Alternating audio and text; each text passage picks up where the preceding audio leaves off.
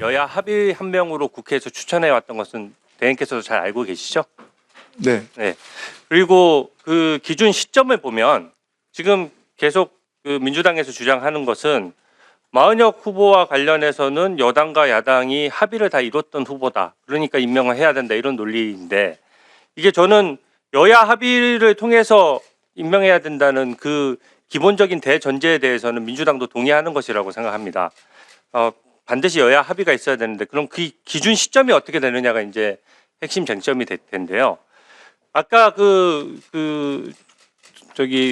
띄워놓은 내용을 보면 당시 합의됐다라고 얘기하는데 그 기준 시점은 당연히 국회에서 표결하는 시점을 기준 시점으로 봐야 된다라고 생각합니다.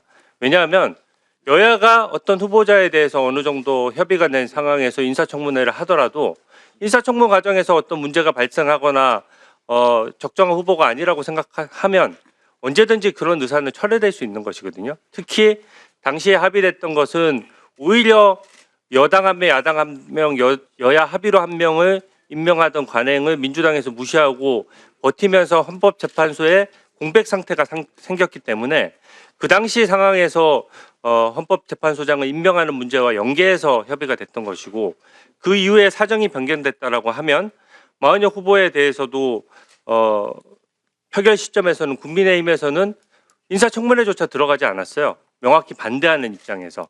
그런 판단 하에서 마은혁 후보는 여야 합의가 되지 않은 후보라고 저는 판단하고 있는데 대행께서는 어떻게 생각하고 계십니까?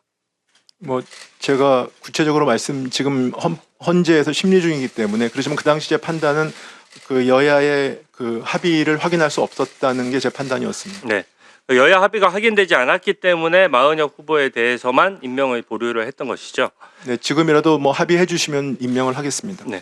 그리고 그 민주당에서 제가 의원들 발언하는 내용을 보니까 일종의 저는 협박행위라고 생각합니다.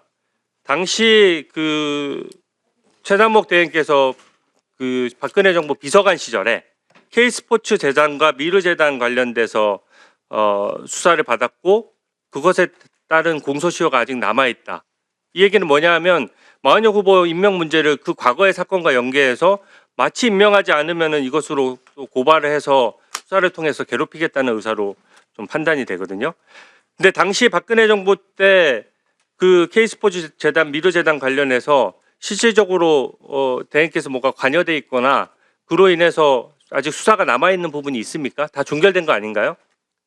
뭐 일단 K스포츠 재단 관련된 건 제가 관여한 게 전혀 없고요. 미르재단 관련된 부분들은 쟁점은 없다고 알고 있습니다. 네. 당시 현재 남아있는 수사가 있습니까? 없습니다. 이게 전혀 별개의 사건을 가져와서 그 사건에 공소시효가 남아있다. 이런 협박 행위에 저는 절대로 굴하지 말아야 된다라고 생각합니다.